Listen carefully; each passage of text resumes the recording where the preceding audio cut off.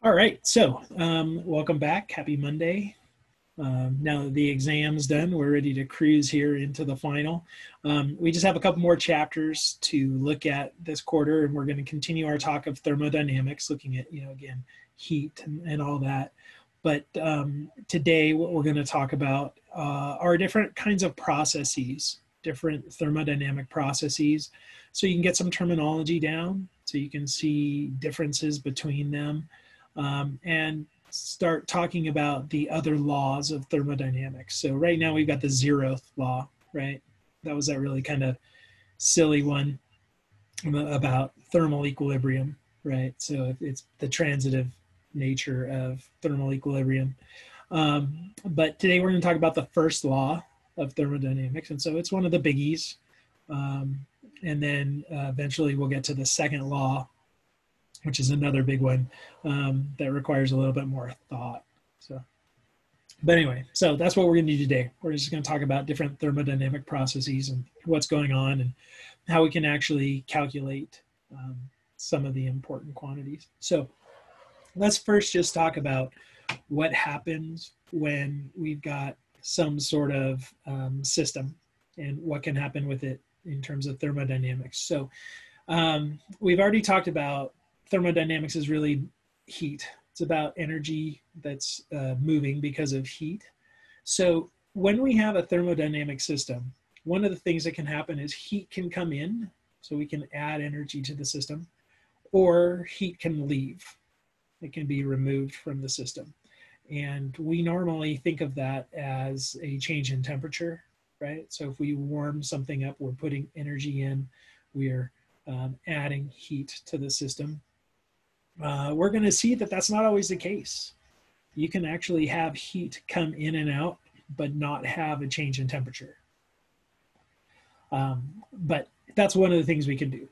We can actually just put energy in or take it out, right? So we can have heat happen. But the other thing that we can have happen is we can have our system do work or have work done on it. And an example would be like a piston in an engine. Like we talked about that a little bit last week, I think, when we were talking about like the ideal gas laws and PV equals nRT business. But we can actually do work. We can do work on a thermodynamic system, like compressing it down or something like that. So there we're not actually putting in energy, we're not heating it, but we're doing work on it, right? And similarly, the system itself can do work. Go to that same piston. If a piston were to expand, right, so the volume inside it expands, now we're doing work driving that piston. So there are really two things we have to consider. Work, either done by the system or done to the system, and then heat, that's either put into the system or removed from the system. All right, well, that's what the first law of thermodynamics is talking about, is this dance between work and heat. So let me go to the board. All right, let me get my board centered a little bit again. In differential equations today, we did something that was so long that it actually required being on the board sideways. And it was pretty dang. Yeah, Ian can tell you it was pretty gnarly. So everything kind of got out. But it was only algebra. But it was only algebra. That's right. No calculus. All right. So let's talk about the first law of thermodynamics.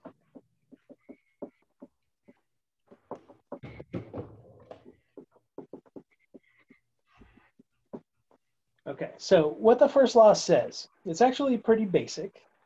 And it just says, if you look at the change in the internal energy of a system, okay, so it's whatever the energy levels are, that it's actually equal to the difference in heat and work.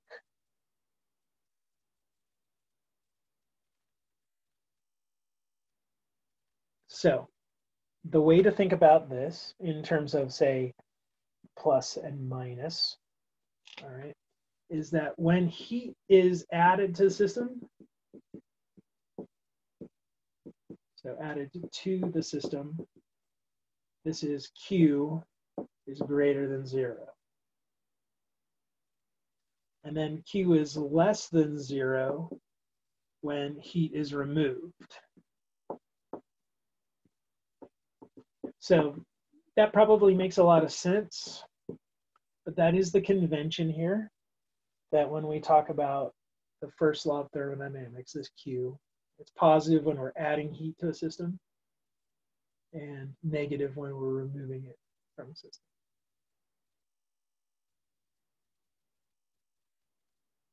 And then in terms of W, the conventions on W is that if it's work done by the system, that's when W is greater than 0. And if it's work done on the system,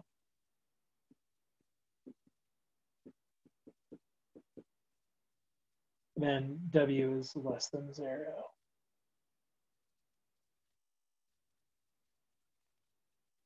And let me just make sure. Yeah, that's pretty much my new limit now. All right.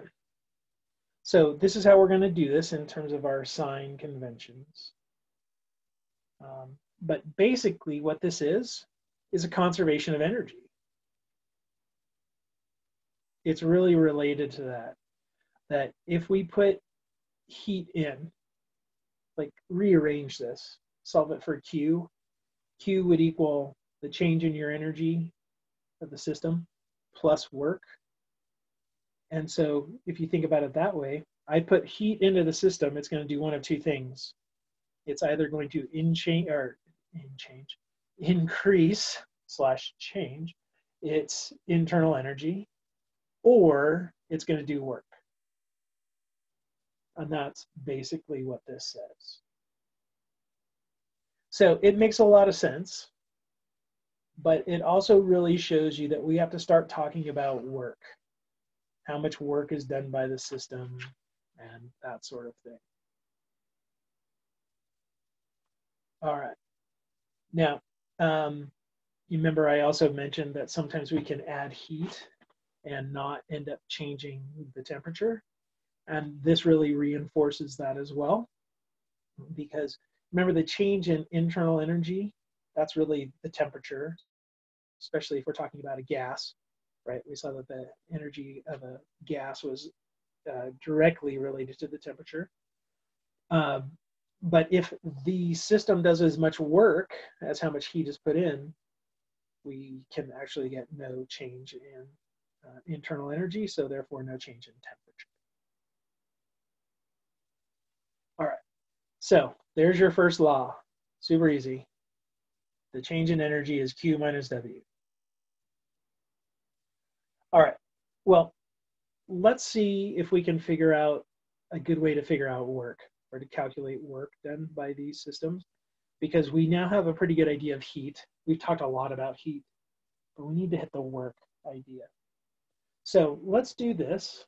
Let's just look at a little experiment where we've got a piston full of gas that can expand and compress, and we'll look at work in the context of that. So here's our little circular piston. So there's our, say, our container that's holding the gas. And then we're going to have a piston here. Okay, so that's a piston that can move in and out.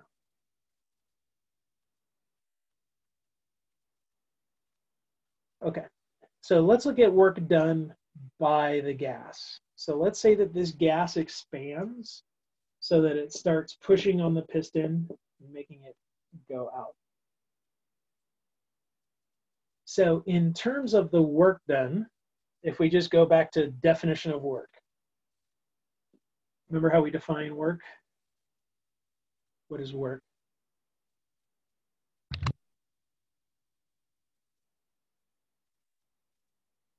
Energy that's inputted into a system through external forces. Okay, but like if you wanted to calculate it, how did we define it? Force times something. I think it's distance. Yeah, like It's force times distance. Yeah, Victor just threw that in cool. the chat box. So we look at the force applied and we multiply it by the distance that over which we apply it. So let's look at a little differential amount of work. So we're going to move a distance of dx. So this little differential chunk of work is going to be whatever force the gas is applying times that little differential distance. Okay, but we know how forces are formed by fluids. The force is actually equal to the pressure times the area. So for a fluid, we can write this as dW equals P times A times dx. Right? Pressure is force per area, so force is pressure times area.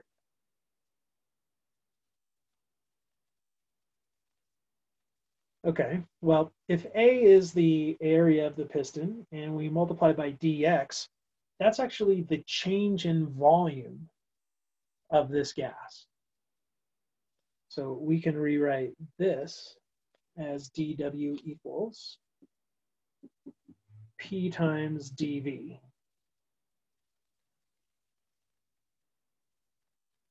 So each time we're just replacing, like we replace the F with P times A, and then we replace the AdX with the dV.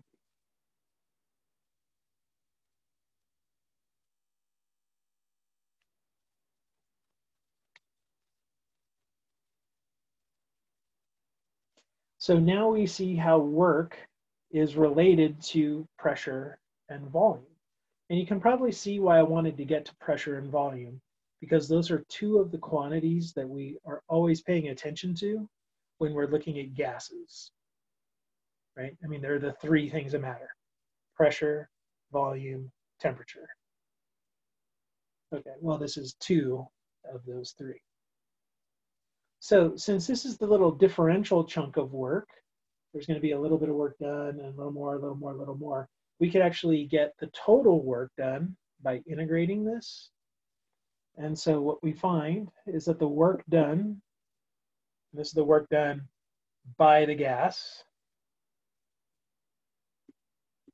I'll even put here V initial and V final. And then that's just equal to P dV.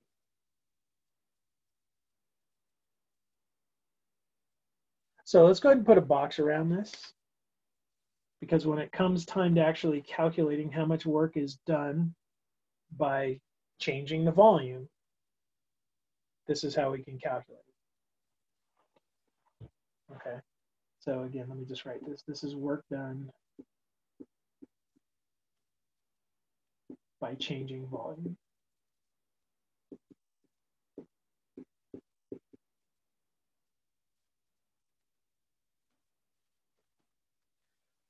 So realize that this pressure can depend on volume. Like, think back to good old PV equals nRT. We saw that pressure and volume are related to each other. So that's why we leave it like this, because the actual function that we're integrating could be just about anything, depending upon what that pressure looks like. All right, well, if we were to draw a graph, let's actually make this a graph where we've got volume on our horizontal axis, and we'll have pressure on our vertical axis.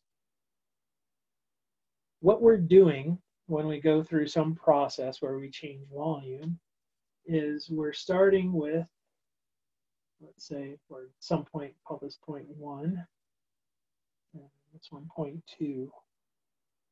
We're basically saying, all right, we're going to go through some process that changes the pressure and volume from this combination, whatever pressure and volume give us point 1, to a pressure and volume at point 2.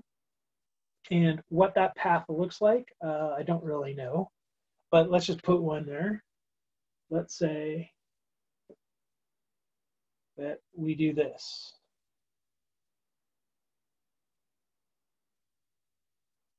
So if you think about it, what I just drew when I drew this area, or this arrow, I'm sorry, is I'm saying that this pressure is some function of V. It's whatever the equation would be for this thing. All right, so in that case, maybe it's an exponential, decreasing exponential, or butterfly, so 1 over or something like that, but whatever. There's our function. So think about what this is telling us to do. Work is saying integrate under that curve, integrate that function from V initial to V final. So V initial would be here, V final would be there. And so literally what this is telling us to do is to find that area. So if you have a function for your pressure has something in terms of V, the work done is just going to be the area under that curve.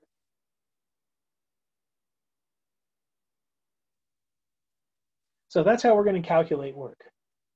We're going to look at what do we do to go from one place to the other, and that will tell us how much work is done. All right, now, one thing that should be completely clear right now, though, is that the process is going to change how much work is done. The work doesn't matter just where we start and where we end, but it matters how we get there, right? Because what if this was the process? Instead, we do a green one, where we do this.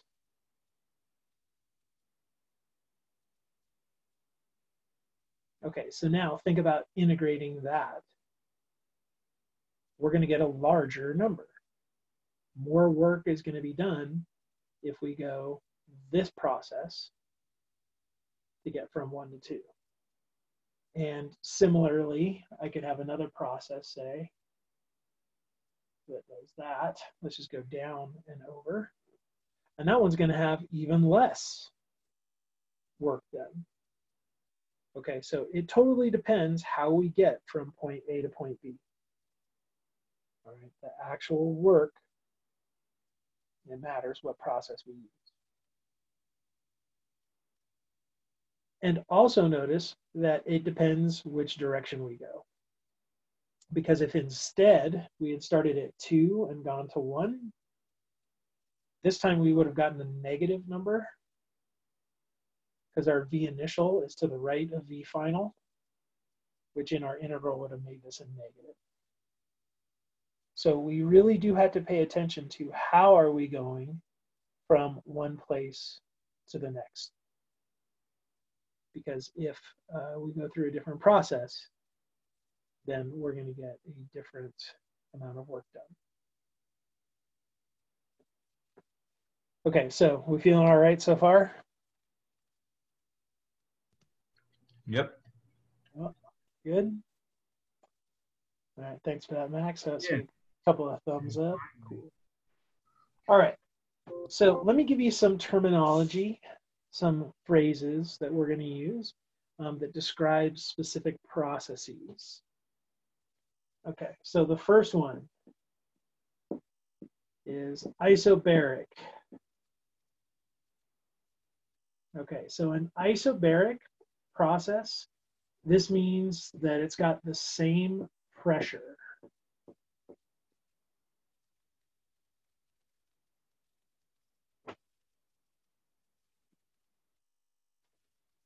Okay, so if a process is such that the pressure is always the same, we call that isobaric. So some ways to remember this: anytime you see iso means same. And anytime you see baric, that means pressure.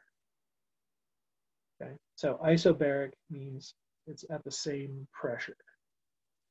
Similarly, you can have isothermal.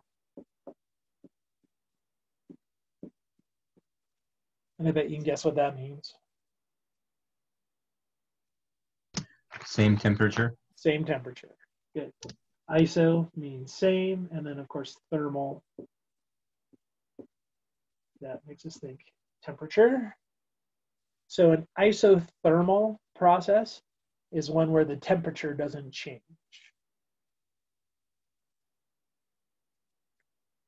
All right, well, there's our pressure, there's our temperature. So the next one I'm going to give you is going to mean same volume, because that's the other of our big three ideas here. And so this one's called Isochoric.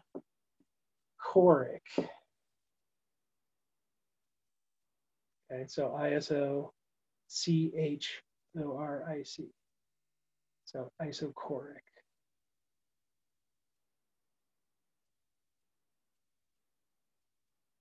All right, so let's just talk about different ways we can have these processes happen.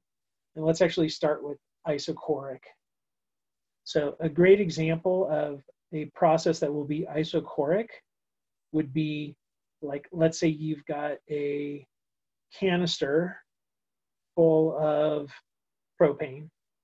Okay, so you have a propane tank. If we were to heat up that propane tank, so add heat or remove heat or things like that, it's going to maintain the same volume. If it doesn't maintain the same volume, that's when we have a problem, right? That's like that tank is exploding or imploding or something like that. But if we just have a set canister, set size canister, that's a great example of where we'll have isochoric. Okay, so isothermal, where we keep at the same temperature, would be something like, suppose that we had a canister that we could allow for a change in volumes and pressure and all that, but it was in an environment like a big bath of water. And if we kept that water at the same temperature, then even if that canister wanted to start warming up, its temperature would be regulated. So that would be isothermal. And then isobaric, same pressure. That's where we'd want to have a container that could change size, so that when we try to apply more pressure, it just gets larger and allows that force to dissipate. So like a balloon's a great example of that. A balloon that's not already fully inflated. If it's fully inflated, it doesn't really have any space to go, but you can imagine like this is a really wimpily filled balloon. As you squeeze on one part, it bulges somewhere else. So we're just moving the volume to somewhere else. That allows for same pressure. Okay, so isobaric, isothermal, and isochoric. And then while we're here, I want to give you one more that is a pretty common one that we'll see, and it's called adiabatic.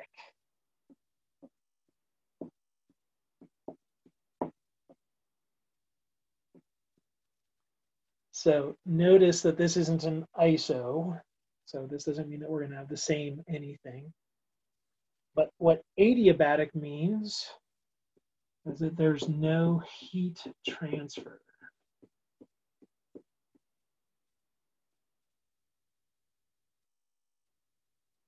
So in terms of like the equation and stuff, That just tells us that Q is equal to 0.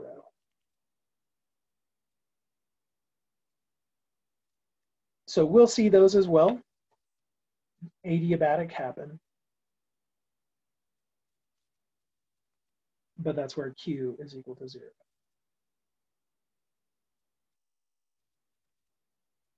All right. So let's talk a little bit more about these and our different paths, say, as we're going from V initial to V final. So let's look at the blue one. So the blue one was where we dropped our pressure. So we went straight down, and then we increased our volume. So that guy's actually made up of two processes, right? You can think of there's an intermediate point. Let's call it, say, the point 3. Right? So we're going from 1 to 3, and then from 3 to 2. So as we go from point 1 to point 3, this is an isochoric process. So remember, isochoric meant same volume. And so we see that here, that we kept the same volume. Okay, so that guy's isochoric. What would be a good example of that? I'm trying to think of one. Where your volume is fixed. Yes. So this would again be like a propane tank. Oh, okay. And what's happening is the pressure is dropping. So that'd be like we're cooling the tank. Okay. All right, so that's isochoric. Now, if we go back to the idea of work, how much work was done, in this case, the work is 0. Uh-oh, why? Why was there no work done? There's no change in volume. Exactly. You go back to how we defined it, work only happens when there's a change in volume. So since there's no change in volume here, work is equal to 0. Okay, so then let's go 3 to 2. So now in this piece, this is now isobaric, because it's got the same pressure, right? Whatever the pressure is at 3, we have the same pressure as 2. So now we definitely would have to not be in a propane tank or something, because we do need its volume to be able to be increased. But in this situation now, this is isobaric.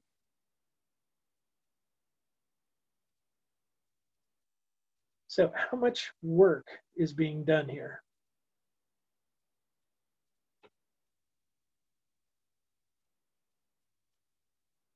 I'll even give you a number for this pressure. I'm going to call it P1.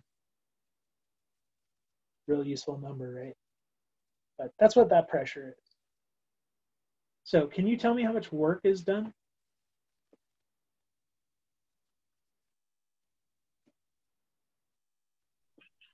One. Let's go back to the idea, the definition of work, right? It was the integral from the initial to the final volume of P dV. But now that P is a constant. I'm calling it P1. But since it's a constant, I can pull it out.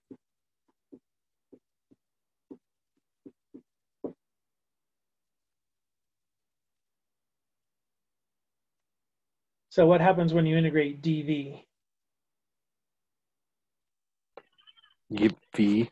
You just get V. So when we plug them in, we get V final minus V initial.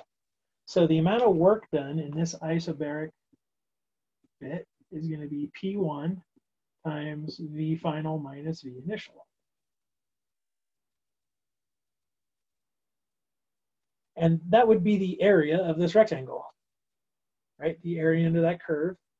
is its base times height. The base is V final minus V initial. The height is P1.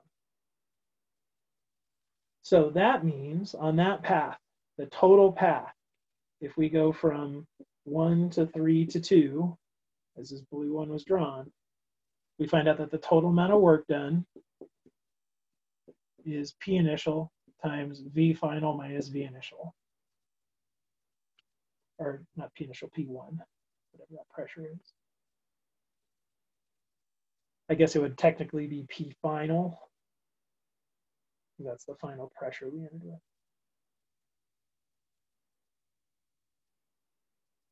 Okay, so that's how we can actually calculate these sorts of things, is if we actually look at the paths. Now, the green path, I'm not going to really go through that one too much, but we can do it really fast, actually. Let's call that 0.4. So let's think about what happens as we go from 1 to 4.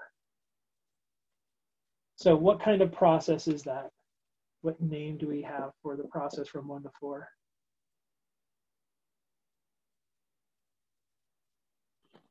So that green line right there. It's isobaric again. That's another one that's isobaric.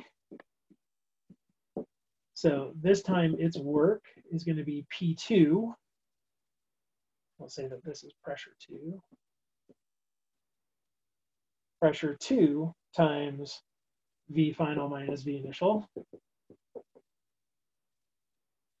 And then as we go from 4 to 2, this is another isochoric, because it's the same volume, which means its work is equal to 0. So the total amount of work done in that kind of process would look a lot like this, except it's P2 instead of P1. But it's going to be greater, because that pressure is more, and so we get a greater area. Okay, so notice that isobaric and isochoric are really easy to calculate works. Isochoric, work is 0, done. Isobaric, it's just the change in volume times whatever your pressure is. Always. Okay, so that's work done by isobaric and isochoric. All right, so then what about the other two? Let's talk isothermal and let's talk adiabatic. Okay, well, isothermal is what I tried to draw in the red one. Okay, isothermal tend to look a little bit like this, but let's talk about isothermal.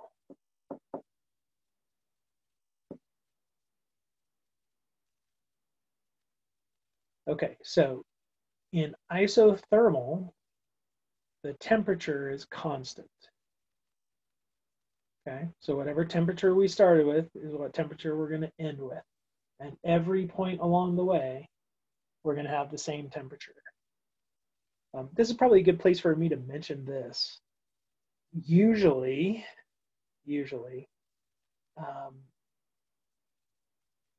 things change so rapidly that you never have something that truly is isothermal or isobaric or isochoric, things like that. But what we can do is we can assume that the changes are like a series of tiny, small little chunks, kind of like we do in calculus. And then at each one, over each one of those little intervals, it is isothermal, isobaric, so on and so forth. So a lot of this is like theoretical, but we make the assumptions that we have these because it's close enough. And you're used to that, hopefully. We do that all the time, right? Okay, so let's look at isothermal. Now, since we're talking about a gas, let's go to ideal gas law, where good old PV equals nRT. So I can solve this for pressure. Pressure is equal to nRT over V. which means if we go to the work formula, work is the integral of P dV. So we're going to go from V initial to V final of nRT over V times dV. Now, the N, R, and T are all constant. Let me just remind you, N was the number of moles that we have. So that's a measure of how many molecules of gas. And so that's going to be fixed. R is a constant, right? It's the ideal gas constant. And then T is constant because we're isothermal.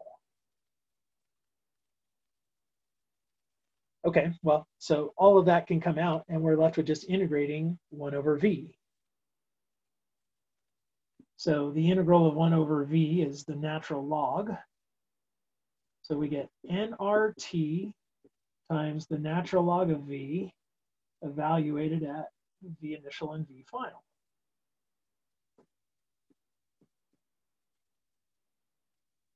So if I put those in, I'm going to get a subtraction of logs. And subtraction of logs I can combine into 1 by dividing.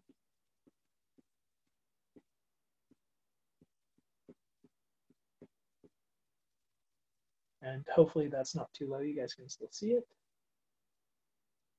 But there's the work done in an isothermal process. It's going to be nRT times the natural log of V final over V initial.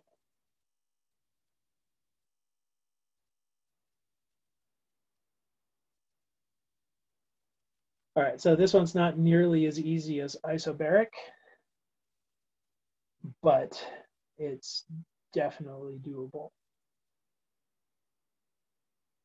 So have we gone over, I don't think so anyway, when there's a change in pressure and volume simultaneously?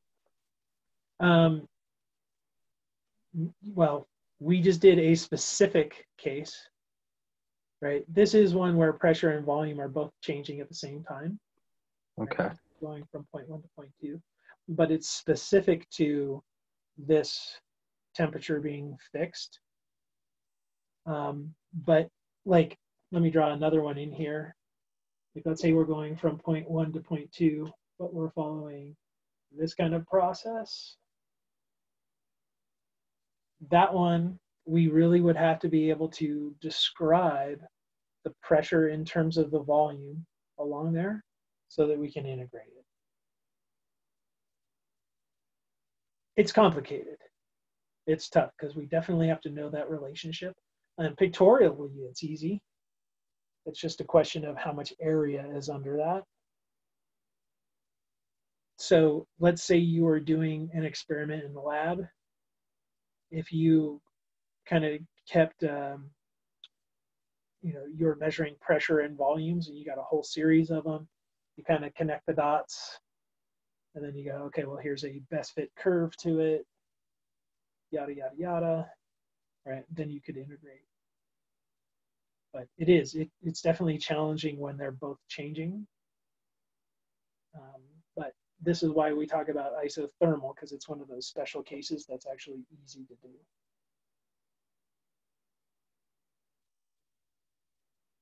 All right, does that kind of answer your question, Bradley, a bit? Yes. Okay. Thank you. You're welcome. All right, so that's what happens with isothermal. So you should probably put a box around this. So if you're ever in a situation where we've got an isothermal process, we can use this to calculate the work. And in terms of knowing if you've got these different processes, it usually tells you, like there'll be a problem and it'll say, a gas undergoes an isothermal expansion from blah, blah, blah, blah, blah, right? So it'll tell you what kind of process it is, usually.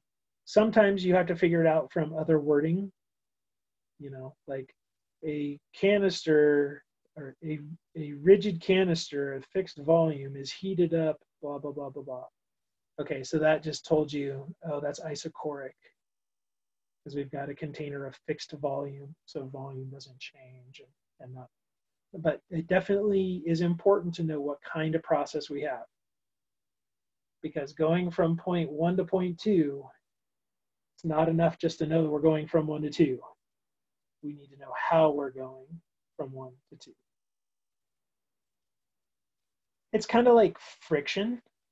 Remember with friction, like it doesn't just matter where you start and where you end, but how you got there.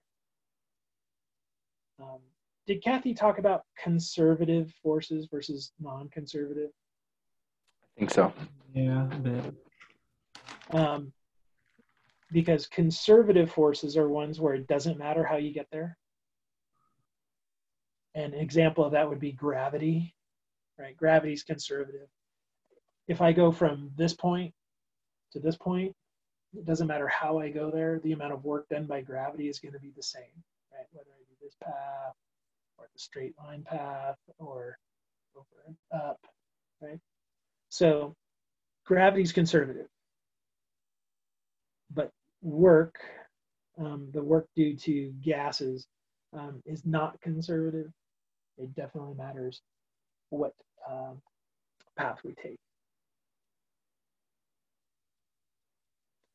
All right, but here is something that is a little bit interesting. Even though the work changes as we go from point 1 to point 2, it turns out that the internal energy, so the change in internal energy,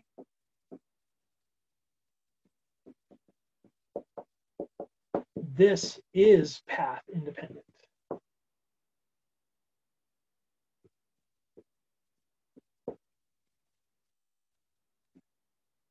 Okay, but W is not.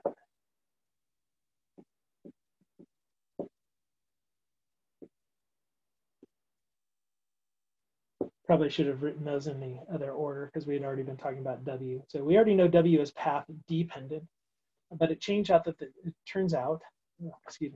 that the change in energy doesn't depend on the path. That seems kind of weird to me. It does. We should definitely talk about it. Because it sort of feels like it should matter, right? But let's just think about this. When we talk about gases, what is the one thing, what is the one quantity that determines how much energy, how much internal energy we have? Of all the changing quantities, what's the one that matters?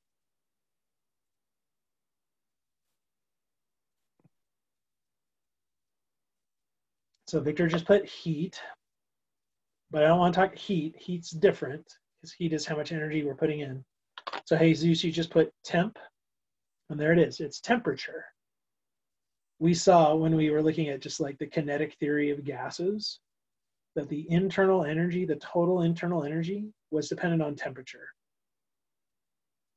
That's where we had the good old like 3/5 R times T and all, remember those? And it did matter what kind of gas we had, right? Whether it was monatomic versus polyatomic or whatever. But given a specific gas, its amount of internal energy was dependent solely on the temperature. Okay, so let's just think about this. We are at some initial pressure and volume, and then we end at some new pressure and volume. Each one of those will determine the temperature. Go back to PV equals nRT. So there is a specific temperature at this point. There's also a specific temperature at the second point. And so the change in internal energy is only dependent upon those two different energy levels. And regardless of which path we take, we're going to end up with the same change in internal energy.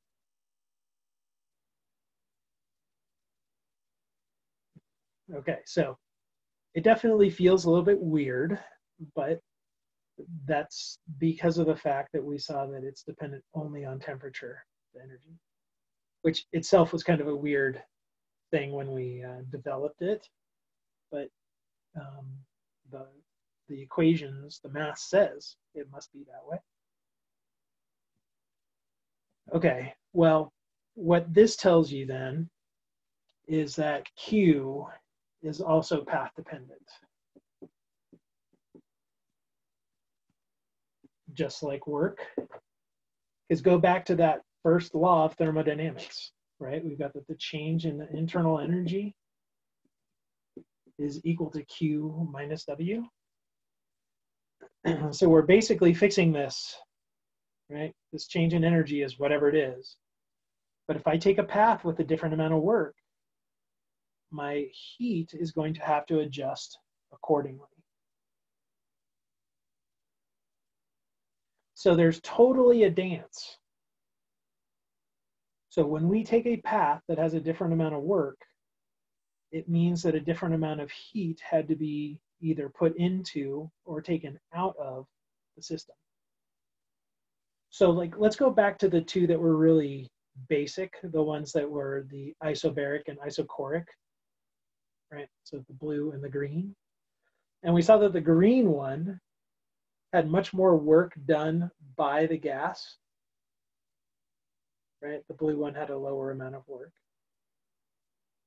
So if we increase the amount of work, but we have to keep the same amount of change in energy, that means we have to increase the amount of heat.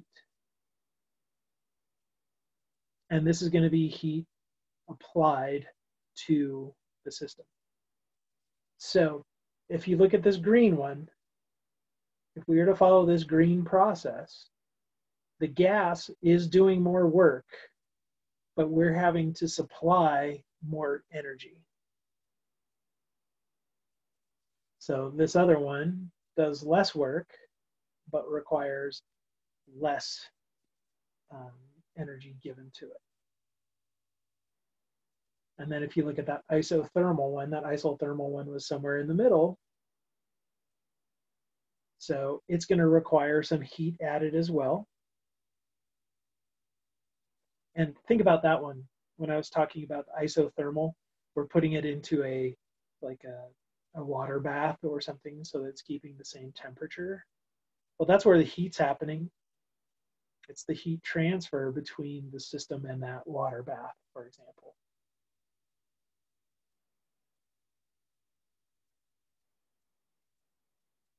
Well, while we're talking about isothermal, check this out.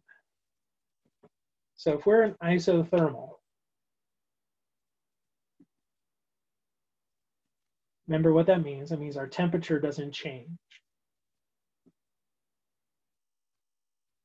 Well, if our temperature doesn't change, so look at this red curve.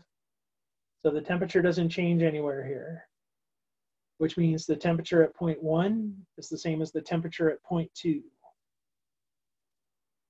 Well, if those temperatures are the same, the change in internal energy is actually equal, or is actually 0.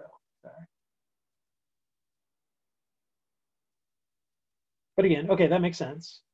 Because if temperature is a measure of energy, the temperature is the same, then the energy is the same. And so in this case, it means Q equals W. So in an isothermal process, the amount of work done is going to be equal to the amount of heat that got put in. So another case of the, you can actually supply heat, but have no temperature change. Just if all of that heat goes to doing work.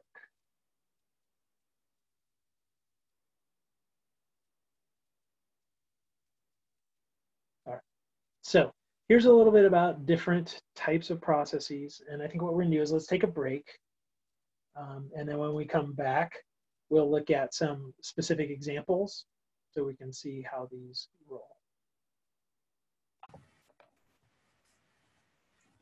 All right, so let's look at some examples, and let's just talk about how we can calculate the different quantities and different things, and talk about just some of the sort of situations that we have. So let's start off with just kind of a fun one.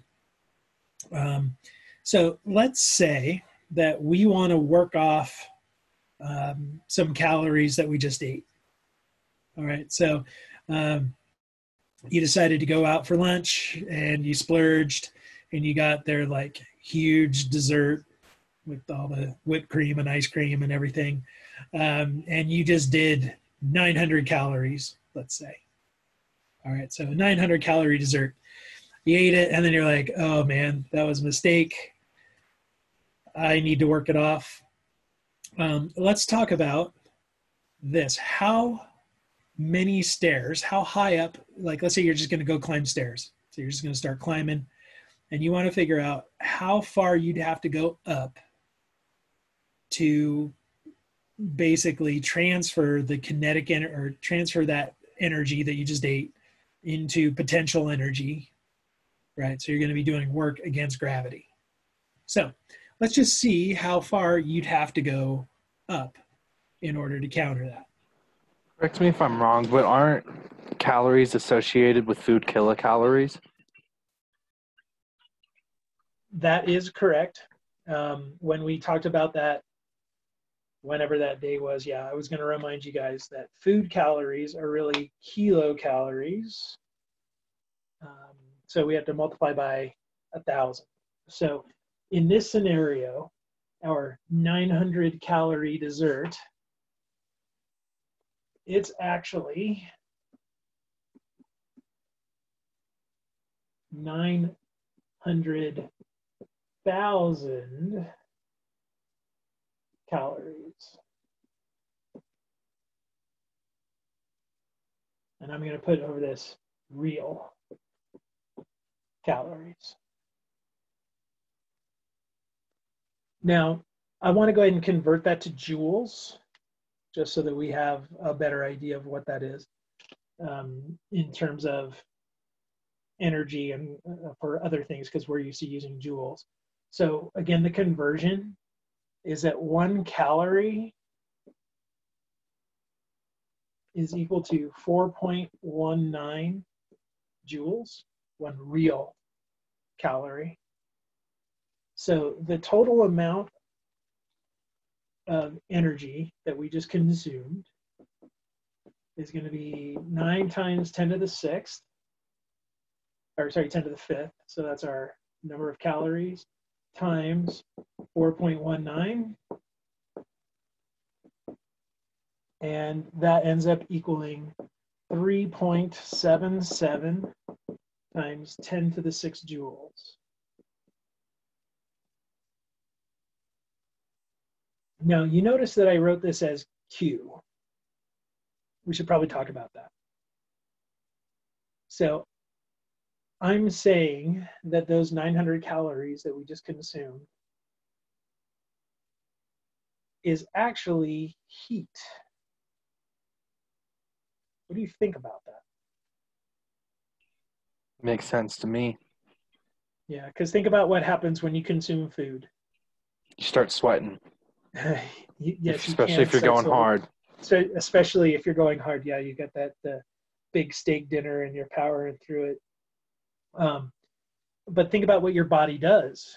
Your body is breaking that down and then taking that energy and distributing it into your body. And it is a thermal thing. It does actually change your temperature. Now, in reality, you're not going to get this many joules because your body is not 100% efficient, right? You don't actually get all of the energy from the food that you eat. So there's definitely an issue there, but we're going to go best case, yeah, we're getting that entire number of joules. All right. And yes, Victor, I know you were just joking, but even if it's ice cream, it still is heat. So, all right, so we got this much in terms of the energy. Now, basically, let's look at how far we're going to have to go up the stairs to do that much work against gravity. Okay, because we're going to try to return to our initial state. So our initial state is going to be the pre-meal state. So we need to have an equal amount of work done by the first law, right? First law of thermodynamics, the change in energy has to equal Q minus W. All right, so let's just look at work done against gravity. So work done against gravity is just mgh. So we're going to need to go up whatever that Q is divided by mg. Okay, so let's figure out a good number for a mass of a person. Let's go like 50, 60 kilograms, somewhere in there. So let's just put in a number. So we'll take 3.77 times 10 to the 6 joules. Let's go 75 kilograms for your mass. And then 9.8 meters per second squared for gravity.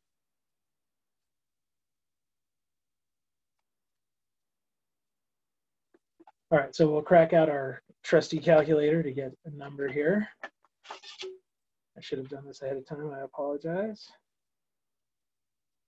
So we got 3.77 times 10 to the 6th divided by our mass of 75, and then gravity is 9.8. And they get 5,129. And that's meters.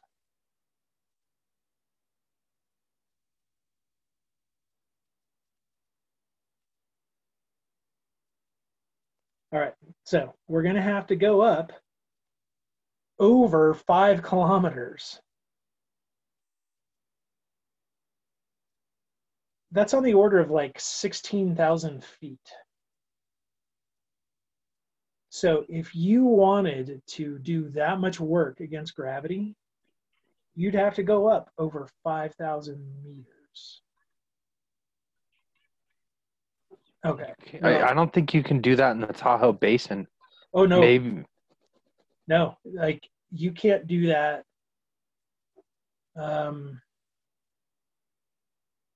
You can't do that in the 48, in the lower 48. None of the peaks in the lower 48 have that kind of elevation. So that's wild. You'd have to go to places like Alaska, Canada, over to the Himalayas. I'm sure there's some Andine peaks, like Aconcagua, I think is taller than that. But yeah, you'd have to go way high to change or do that much work against gravity.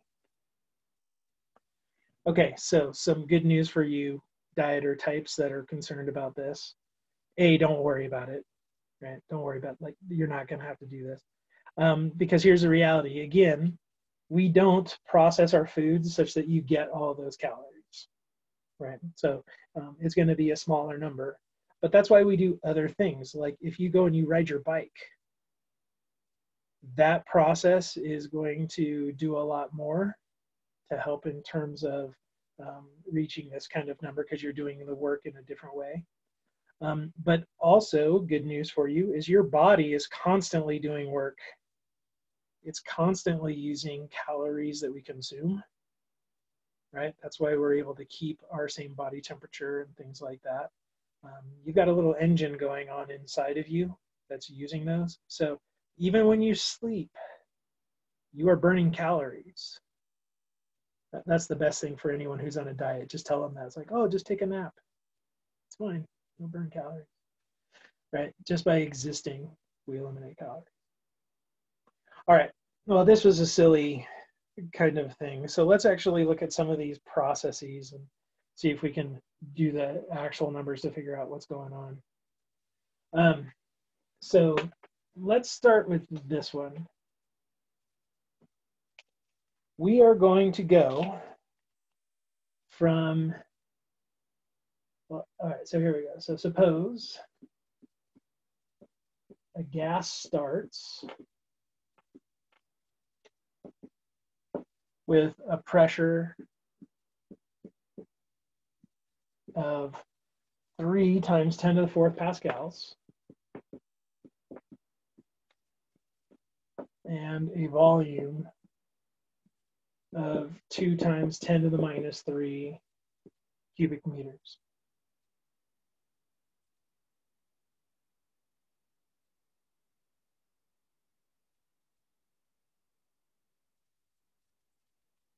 Okay, so here's what we're going to do. We're going to expand the gas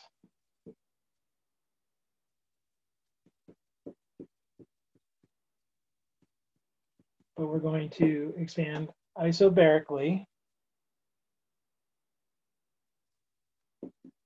to 5 times 10 to the minus 3 cubic meters.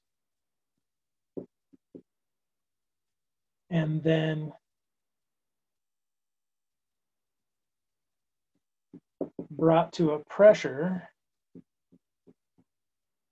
of 8 times 10 to the 4th pascals isochorically.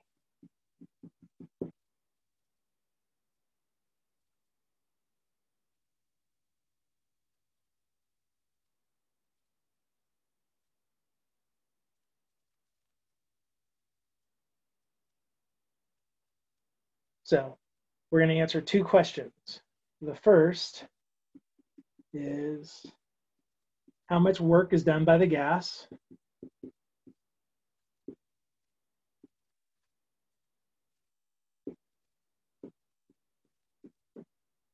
And the second is how much heat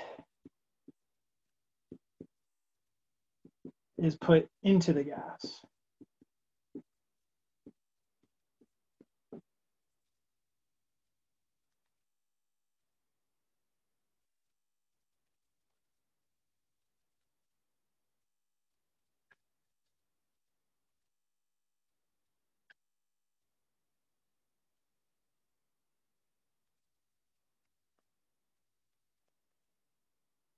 Okay, so there really are 2 processes happening.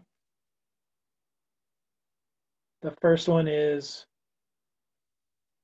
we're just going to expand it.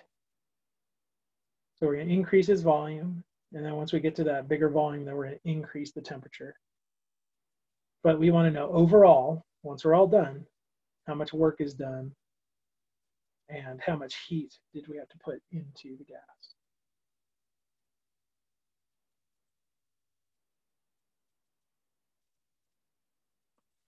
All right, so ready to try this out?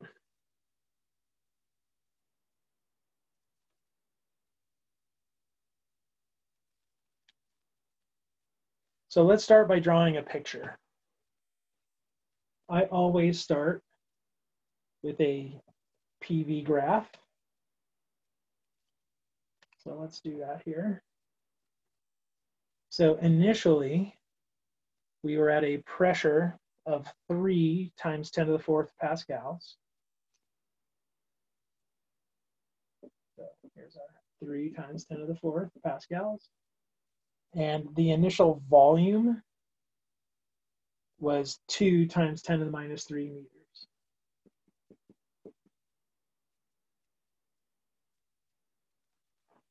All right, so we start by expanding the gas isobarically. So that means expanding means we're increasing the volume, and isobarically means keeping that same pressure. So we're going to do this. And this new point is at the same pressure, but its volume is now 8. No, 5 times 10 to the minus 3 cubic meters. So there's process number 1.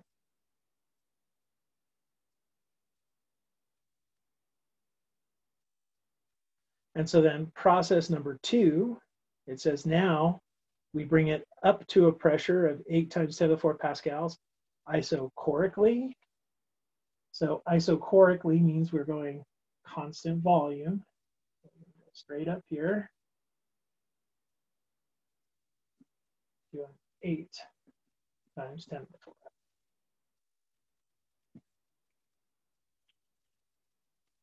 All right, so there are 2 pieces. So let's start by figuring out how much work is done by the gas.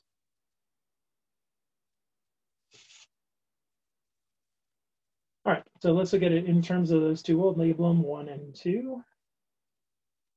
So for number 1,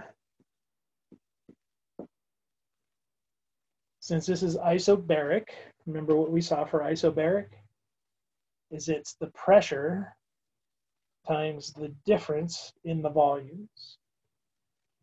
So this is going to be 3 times 10 to the 4th times 5 times 10 to the minus 3 minus 2 times 10 to the minus 3.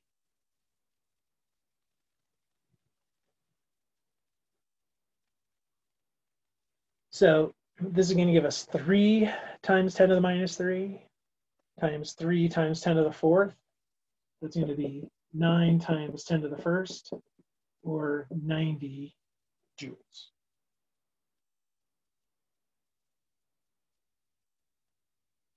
So there are 90 joules of work done by the gas. It's positive, so that tells us that that's work done by the gas, by the system.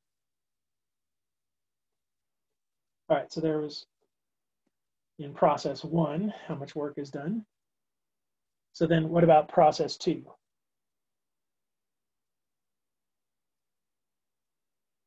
How much work is done?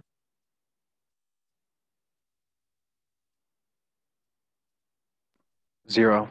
0. Good. Isochoric is always 0. So it's going to be 0 joules. So the answer to number 1, how much work is done by the gas? Well, total work equals 90 joules.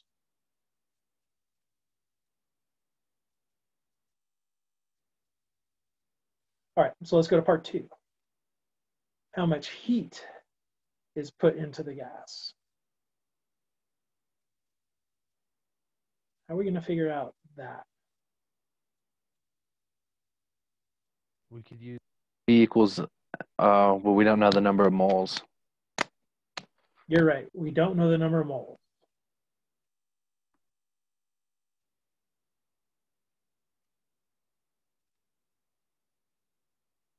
Does it matter? No, we can use something else. Okay, so Victor is saying, how about we look at the change in energy and then use Q minus W? I think that's a great idea.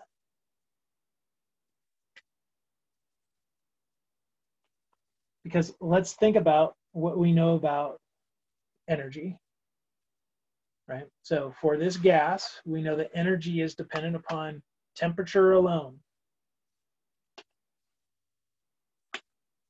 So if we could figure out the temperatures at these 2 different places, then we'd be good, right?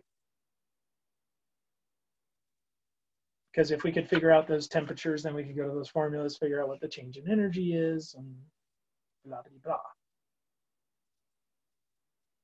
So let's start there. How could we figure out what the temperature is in those different places?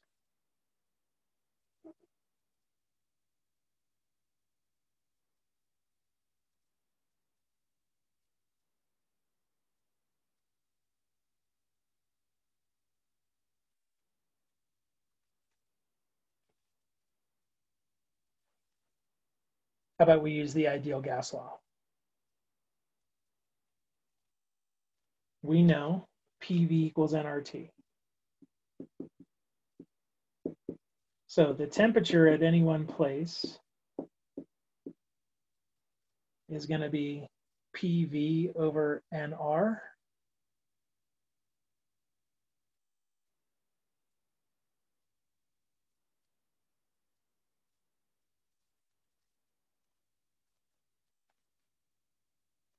So we can definitely find the temperature, at least in terms of NR.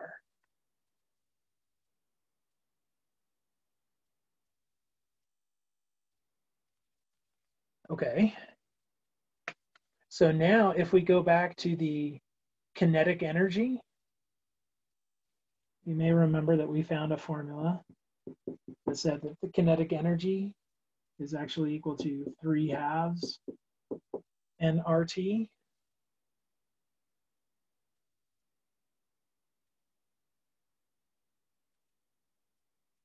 So kinetic energy, you can think of it as just the energy, right? Because that's the thermal energy is the kinetic energy inside. So if we were to plug this in for our T, notice that the N and the R go away.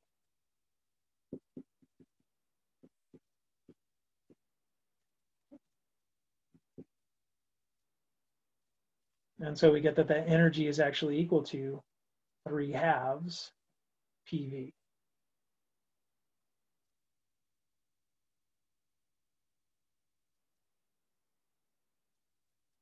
So if we want to find the total change in energy, which is definitely what we want, we're not going to worry about this intermediate point. We're just going to go from start to end. The change in our energy, it's going to equal 3/2 times P final V final minus P initial V initial.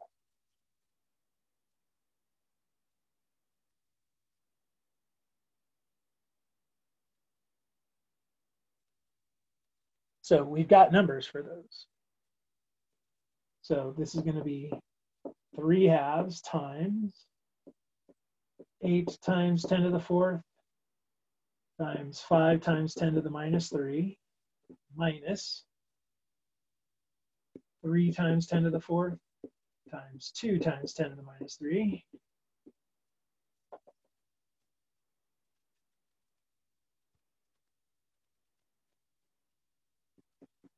So this is 3/2 times 40 times 10 to the 1st minus 6 times 10 to the 1st.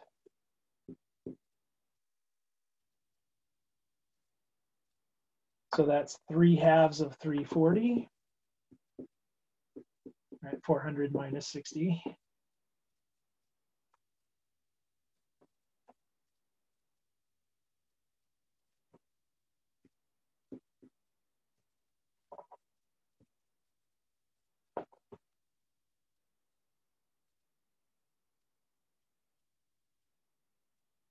Which I think is 510.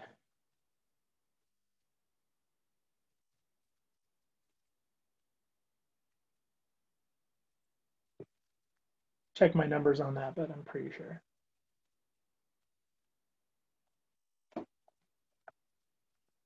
You're good. Okay, so the total change in energy is 510 joules.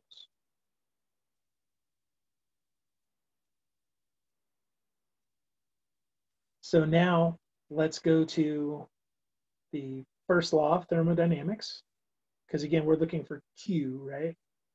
We want to see how much heat had to be put in. So if we go back to that first law, we got the change in energy equal to Q minus W. So Q is going to equal the change in energy plus the amount of work done. Well, we already calculated the amount of work was 90 joules. We add that to that 510. And so what we get is 600 joules. So along the way, we had to pump in 600 joules. 90 of that went to doing work. the work due to the volume expansion.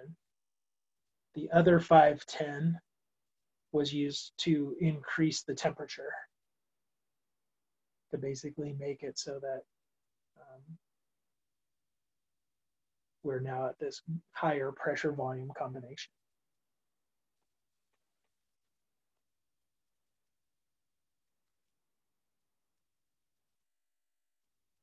All right, so make sense? Yeah. And I highly recommend that you draw the picture and then break it down into the cases. And again, think about what would change. Like, let's say we just took a linear path. I have no idea what kind of process would do that. But like, let's say we did a linear path. On that green path, is the work more or less than 90 joules?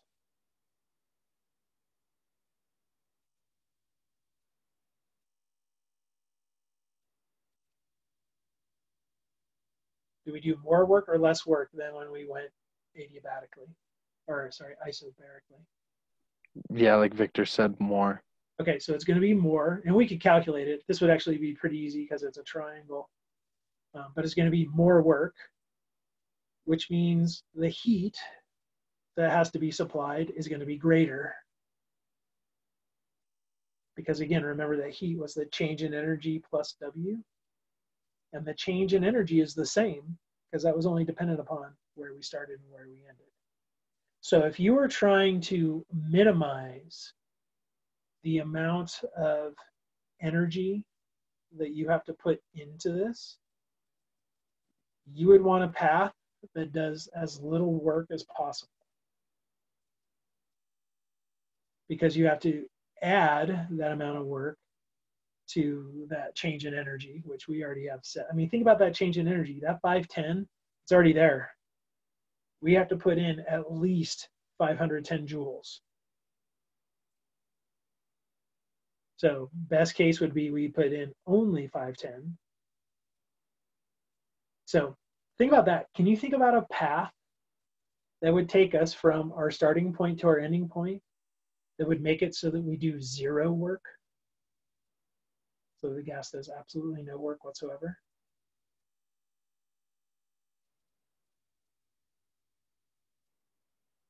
No. Because there is a path that will do that. Unless it was like straight vaporization, and even then I still see work involved there. Okay. So here would be a path that would do that. Let me erase these guys. It's getting muddled. So we're trying to get from point A to point B. Here's a path that would do that.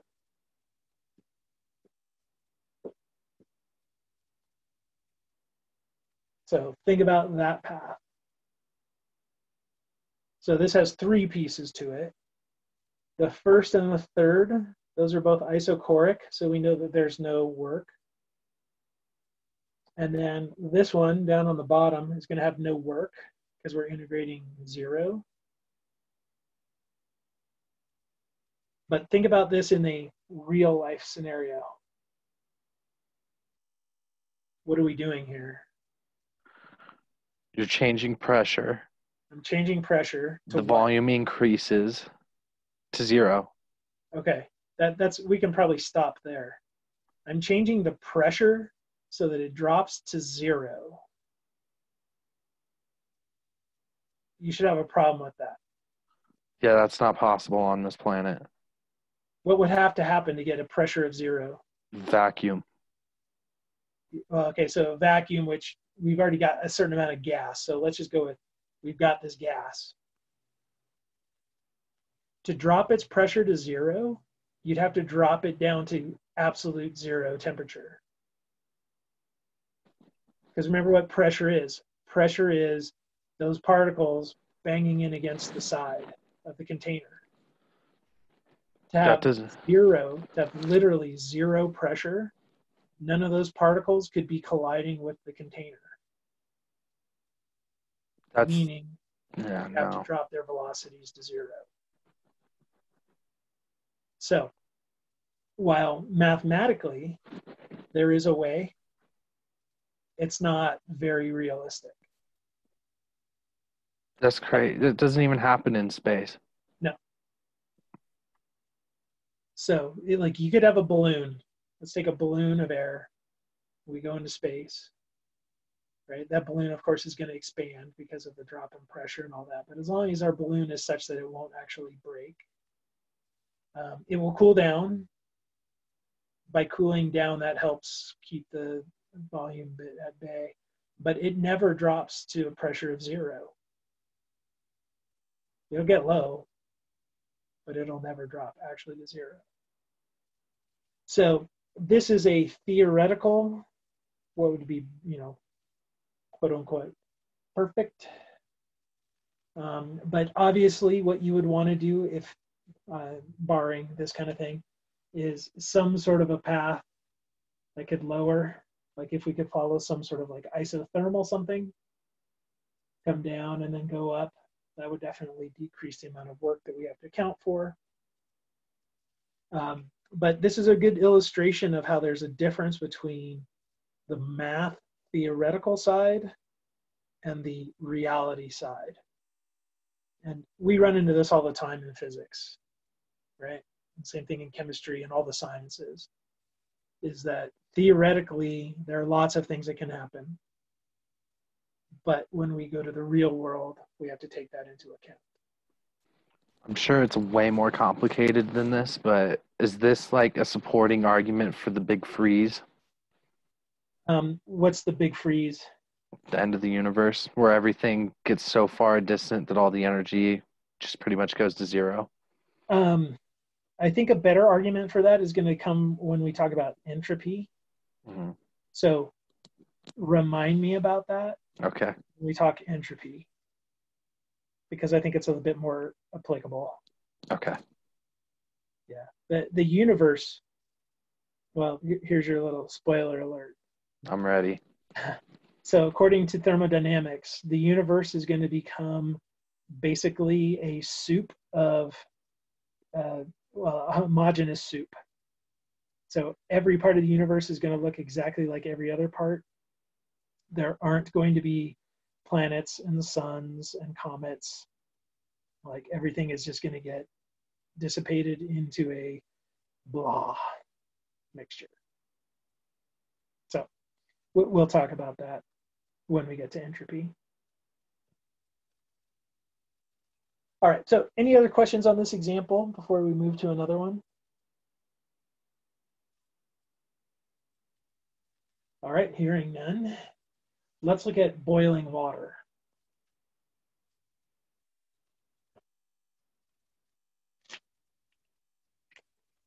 Okay, so here's what we're going to do.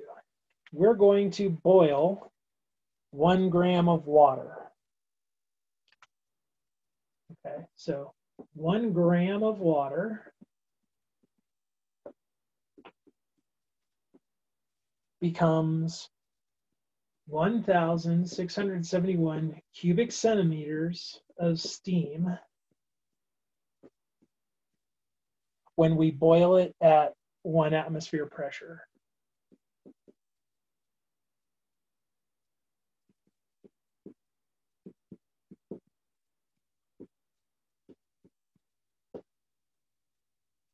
If you change the pressure, you change the boiling point, and so you'll get a different amount.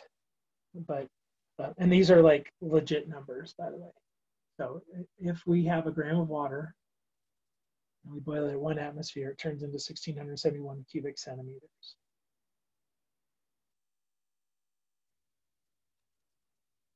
Okay, so here's what I want to do. I want to answer again 2 questions. So the first is, how much work is done by the water when it vaporizes?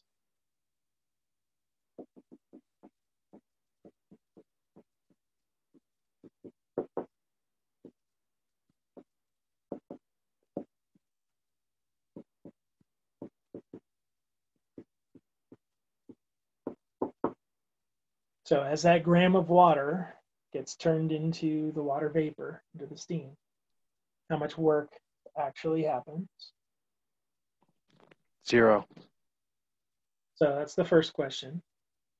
And it's actually not 0, Bradley, believe it or not. Really? Yep. And so then the second question is going to be, what's the change in internal energy?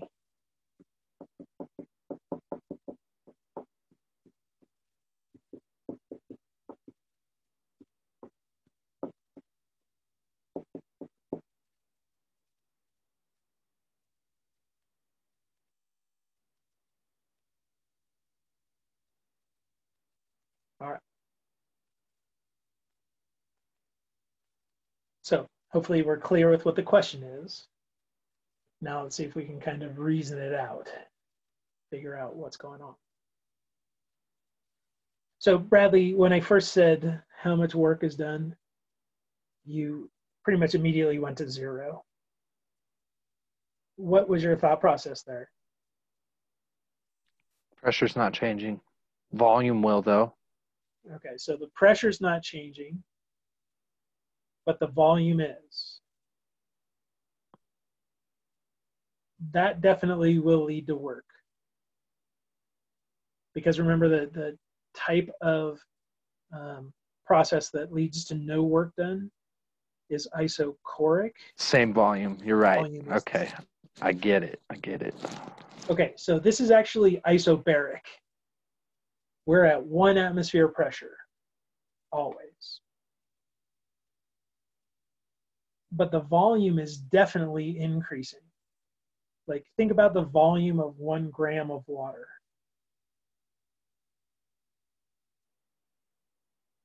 Do you guys even know what that is? 1 milliliter, right?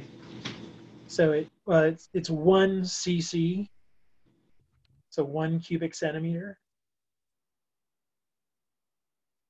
So in terms of what that is in terms of liters and all that, I don't know.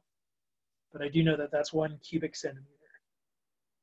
So 1 centimeter by 1 centimeter by 1 centimeter. So little tiny block, it's gonna be 1 cc. All right, so here's what we got for the first bit. Or not for the first bit, I mean, this is our process. If I were to draw on our graph, we're starting here, where we got a pressure of 1 atmosphere, and we've got a volume of 1 cubic centimeter. We're staying at that 1 atmosphere until that water reaches a volume of 1671 cubic centimeters. So this is actually easier for us than the example we just did, because there's only the one process.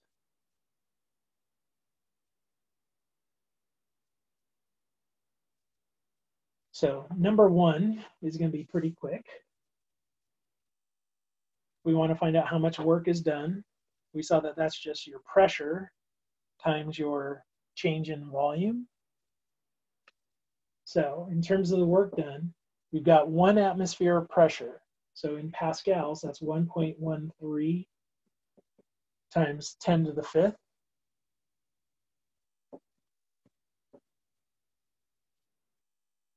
So that's our pressure. And then we need to multiply by our change in volume. Well, that is going to be 1,670 cubic centimeters.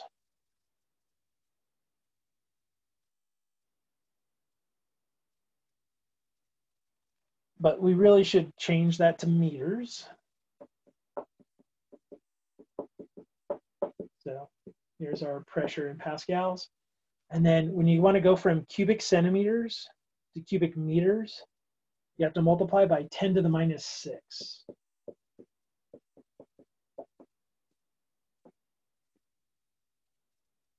And it's 10 to the minus 6 because there are 100 centimeters per meter. So that's 10 to the minus 2. And then since we're cubing it, we got to multiply by another 10 to the minus 2 and yet a third 10 to the minus 2.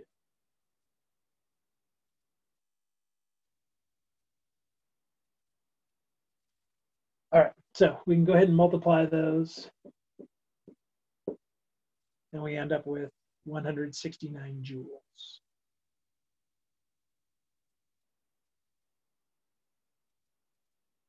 So that's for 1 gram of water.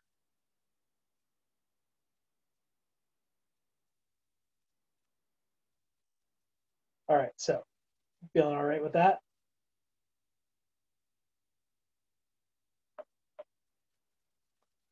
So let's go to the second question. What's the actual change in the internal energy here? Now, this is where we have to be careful because we can't do what we did last time. Remember what we did last time?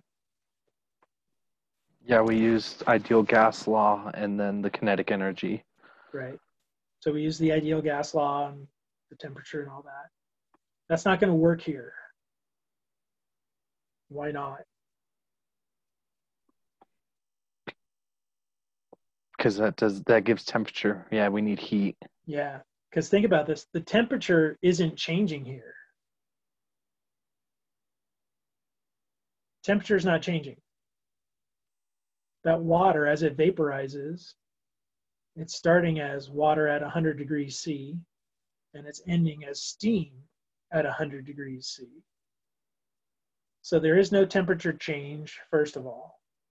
Second of all, it's not a gas. And that's actually probably what we could have started with, is that this is not a gas.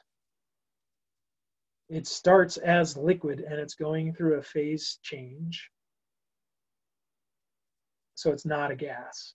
So we can't do what we did last time, but like what Victor said, we can look at how much heat though, right? Like if we want to think about this, we can find out how much heat had to be put in.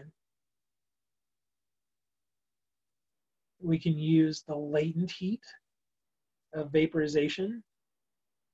So let's actually calculate how much heat is put in and then use the first law of thermodynamics to figure out the change in the internal energy. Okay, so for this change, we know that the amount of heat, it's the mass times the latent heat, and I'm going to put here sub V for vaporization. We need the latent heat of vaporization.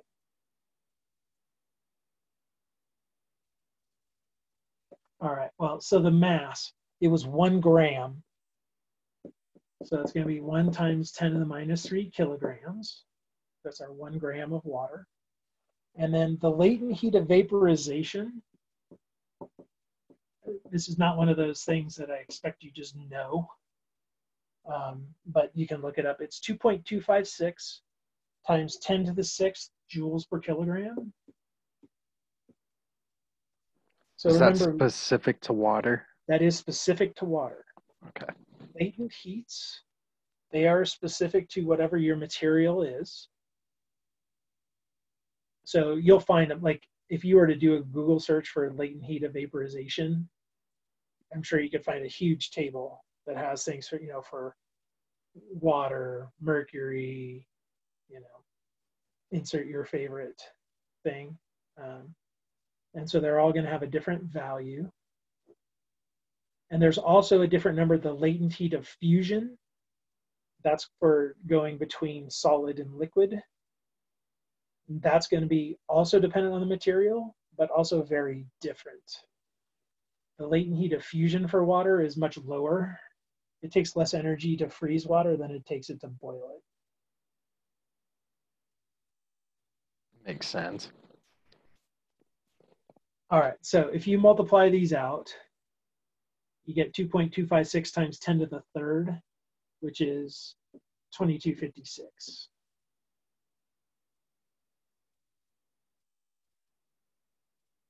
So this bit that we just did here in blue, that was from last chapter, right? That's just how heat works when we talk about changing state. But now we can combine that with the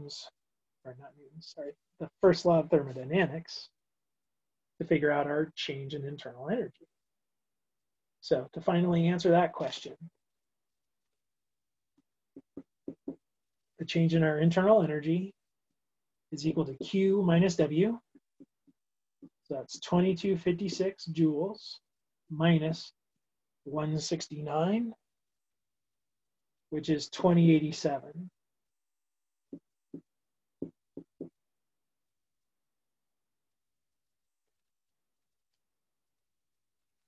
So this is kind of how this all played out. We pumped in 2,256 joules. Of that, 2,087 went into the system, and 169 of it was used by the system as work done on the rest of the world.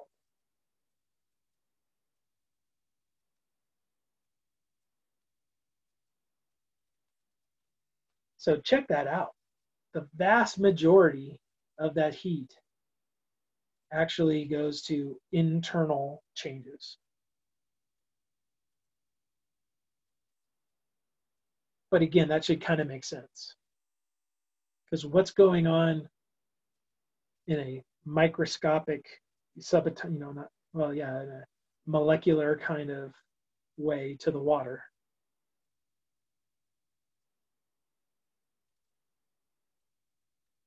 As we go from liquid to gas, the bonds that are between these molecules are breaking apart. The individual water molecules are getting separated. And so that's what all this energy is. It's breaking apart all those molecule bonds, it's counteracting all those intermolecular forces. So all that stuff that's holding them together is having to be broken apart, which is what all of this red energy is doing. But this work, this is kind of an important one because you can kind of think of this as, this is how much we lose, right? Of that 2256, we're not actually getting the benefit of all of that in terms of the breaking apart of our molecules. We're losing some of it as work being done by our expanding water.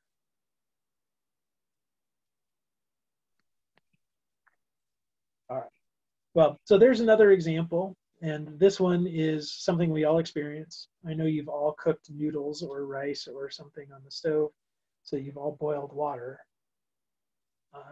But now we can quantitatively do this. We can run numbers, and we can actually find out how much we need to do to get them to, in this case, expand to gas. I have kind of a random question. Sure, go for it, Bradley. But I feel like this is a question you would probably have the answer to. I will try. Is there a way to calculate like how much of, say, an ocean is being vaporized and turning into cloud? Hold on a second. We're going to switch to this screen. Okay, so are you talking about, is there like a formula we can use? Well, yeah, because I was thinking I've boiled noodles before, but I've never seen a cloud form in my house. True. So I'm just curious if there's like a ratio between volume of vapor to create cloud. Okay, I got you. So that's not quite what I was thinking in terms of what your question was. Okay, so let's think about how clouds form, right? So clouds are water vapor, so vaporous gas that now starts to condense, and so it starts forming bonds again. And so in order for that to happen, there has to be a loss of energy, right? So that these things are slowing down, they're able to catch each other basically. So think about that. Loss of energy means change in temperature. So clouds, that's why clouds are up high, because there has to be a low enough temperature for them to start being able to condense with each other. So when you think about what's going on with, say, the water that's being evaporated from the ocean, so the sun beats down, hits that surface, those surface molecules get excited, some of them speed up enough that they can break free, right? And so they evaporate and they get into the air. Now, we don't usually see clouds right there, but we can. If you ever visit like Seattle, right? Like I'm from Seattle. You ever visit Seattle in the winter, you see clouds right on the ocean. I mean, we call it fog, right? But fog is an example of a low-lying cloud. Now, when do we see fog? Well, that's usually when, well, two things are happening. Either it's a lot colder. Well, that's part of it. It's got to be colder, but there also has to be quite a bit of water vapor in the air, right? Like where we live here in Tahoe, it gets crazy cold, plenty cold for water vapor to want to start to stick together, but it doesn't, or at least we don't see the clouds. And that's because there's not enough water vapor because it's really dry. You'll still see it, right? When you go out in the winter and you see your breath, that's what you're seeing. You're creating a mini cloud, in essence, right? You're creating a cloud with the moisture from inside you, because when we breathe out, there's a lot of water in it, a lot of water vapor. That's coming out. It reaches the cold, it starts condensing and starts forming a cloud. Of course, the reason we don't continue to see it is because it then dissipates because of the fact that it's really, really dry, and so it'll want to go. But you can still see clouds at a really low level. It just has to be cold and a lot of water vapor. But that's why places like San Francisco and Seattle, they're very foggy because of the humidity. There's a lot of water in the air so that when it cools down, we can start seeing it. All right, so to kind of get back to your question, is there a way we could measure how much cloud cover we're going to get from this vaporization? I think, is that kind of what you were hinting at? Yeah. Yeah. I think that there's probably a way, but it's going to be super complicated because it's going to be based on a lot of things. It's going to depend on, well, first and foremost, the rate of evaporation. And the rate of evaporation is going to depend on, well, it's going to depend on cloud cover, which is fun, right? Because more cloud cover means less evaporation is going to occur because some of the energy is getting dissipated as it's coming from the sun. So you're going to have to worry about that. You're also going to have to worry about the humidity level of the air. You're also going to have to worry about the angle to the sun, right? So that'll depend on latitude and season. Because like if the sunlight is coming pretty much straight down, that intensity is going to be spread out over a smaller area than if it's coming at an angle, right? Because think about when you shine a light at an angle, like a flashlight at an angle, you don't see a circle, right? You see a big ellipse.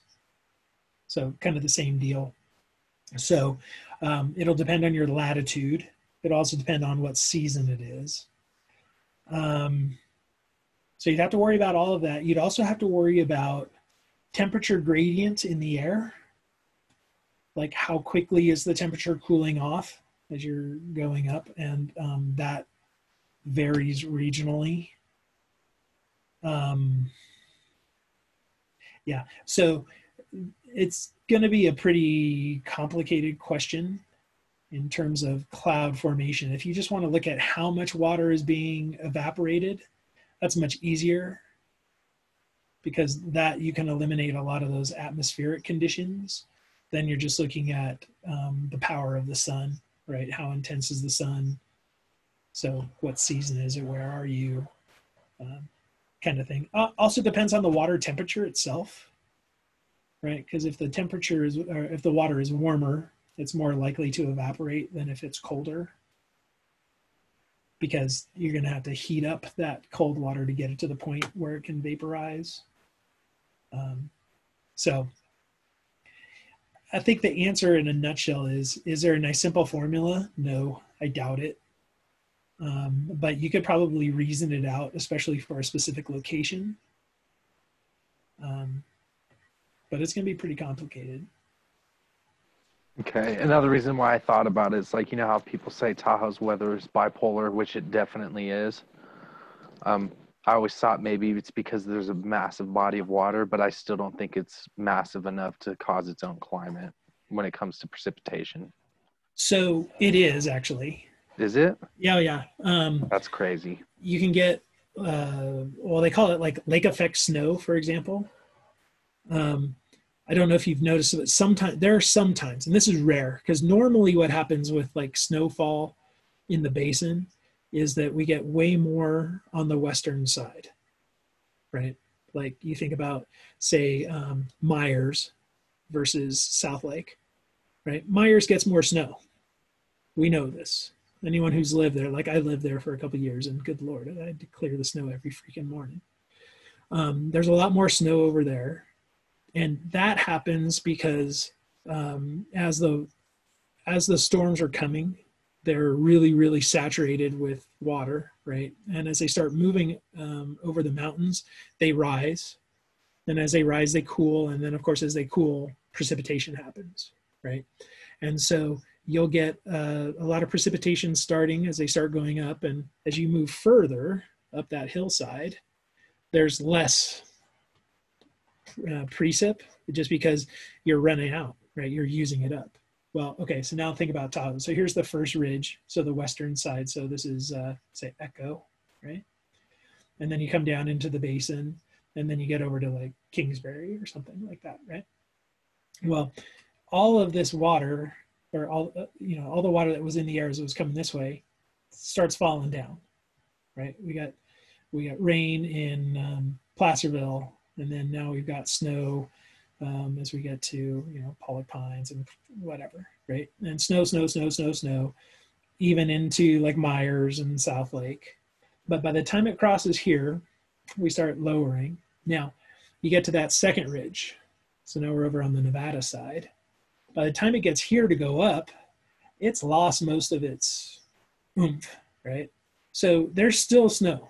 Like it'll still snow on the top of Kingsbury. Right? Heavenly would be a horrible place if it didn't, right? So it still snows, but it doesn't snow like it does in Kirkwood, right? And then, of course, coming over into Carson Valley, we still get snow, there's still snow, but we don't get near the level that you do on the front side. Okay, well, that's kind of the general pattern. But sometimes, and this is kind of crazy, sometimes you'll see that the Nevada side of the lake gets snow even when the other side isn't. Okay, so we're getting snow at like Zephyr Cove and places like that. And this is what we call lake effect snow. And so what's going on there is as the air is going over the lake, it's picking up moisture from the lake.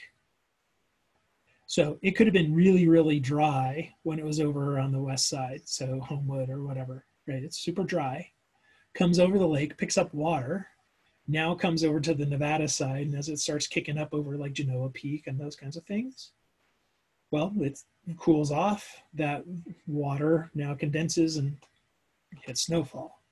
So that is a legit thing that happens, and it's because the lake is large enough. So there are climate effects because of that body of water, no doubt about it. It is definitely large enough.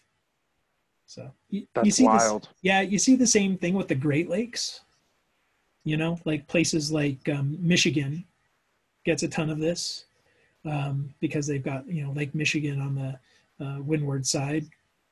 You also see it a lot in places like Buffalo and like Erie, Pennsylvania. And so those are the cities that are kind of on that trailing side of guys like Erie and stuff like that. And they'll get big snowfalls because of the moisture that's getting picked up as it goes over the lakes. So it snowed yesterday. I saw that. It snowed down here. It even snowed down here. That's wild. My son and I were walking in back from a journey, and as we were walking to the door, I was like, "Is that like soot?" I thought it was ashes from somebody like burning, their garbage in their yard or something. And I was like, "Holy crap, that's snow!" So, You know, it's 2020 when you think something is soot before you think it's snow. yeah, right. Where the first thought is, the world is on fire and burning. Yeah, no doubt about it. But to be fair, it's also June, and think about it. Just a couple of days ago, it was freaking hot, right? Like, Yeah. it was like 80 degrees up there just a couple of days ago, and now it's snowing. But that has nothing to do with the Tahoe microclimate. That's just, how things are when you live in the mountains. But anyway, good stuff. That's good to know. I always thought it was just like a legend. I didn't realize that it was large enough to affect that. Yep, it definitely is. So, and a good way actually to know that it's large enough. One of the big things I will tell you this is the fact that its temperature is almost always the same. The lake is cold. The lake temperature barely changes. The surface does, right? Like that top foot does change temperature. When you're out there in the summer, the top layer is nice and warm. It's not too bad, but you don't have to go very low, deep into it to all of a sudden be like frigid, right? So it keeps its temperature pretty much constant throughout the year. And that's a really good sign that it's large enough to affect the local climate. Because a lot of smaller things, they'll freeze over and stuff like that. And they're not able to control what's going on. It's the external that's really driving it. So just something to think about. All right. So I think with that, yeah, we're going to go ahead and pause. We're at a good breaking point. But what we're going to talk about next time when we meet on Wednesday is we'll look again at heat capacity for gas. All right. And so looking at like the specific heat of gas, because it's a little bit more complicated than with other things. And we kind of used it a little bit. You may remember that when we did that, I used a C sub V. And I said, oh, that's if we're at a constant volume. Well, obviously, we're not always at a constant volume, and so things are going to change. Turns out that there's also one for when we're at a constant pressure and all that. So we'll look at those relations. And so we'll kind of finish up our talk on this first law and its effects. And then we'll start going into the second law.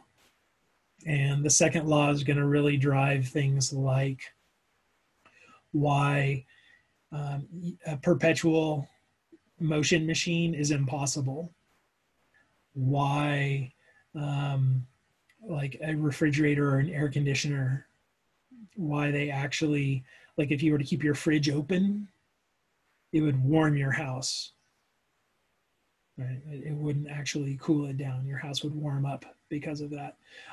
So the second law really deals with those kinds of things, and will also lead us into the talk of entropy, which I don't really want to get into just yet. I don't think we're going to reach that on Wednesday.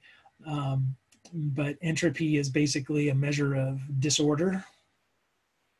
And I think I'm actually a really good example of why, or we'll really show you how entropy wins when we talk about entropy of the universe. But we'll get to that later. So that's what we'll do on Wednesday. We'll start our discussion of the second law after we finish up a little bit more on the first. So with that, have a great couple days. I am planning a lab for Friday. I think I've got everything that'll work out for us. I just have to see if I can, we'll see if I can actually convert it to being here in my home lab. But plan on that, and we'll probably have another quiz on Friday as well, but we'll talk about that on Wednesday. So anyway, other than that, I have nothing. You guys have any other questions, comments, concerns? No? All right. Well, we'll call it a day. And again, I want to thank you guys for keeping coming and doing the things, because I know it's hard right now, but you know, we'll all make it through this. And just realize, hey, if you ever need to vent or anything, I'm a real quick email/Zoom away. All right. So anyway, with that, have an awesome couple days, and I will see you all on Wednesday. Thanks, Bruce. See ya. Thank you, Bruce. All right. You're welcome, guys. Have a good one. Thank you.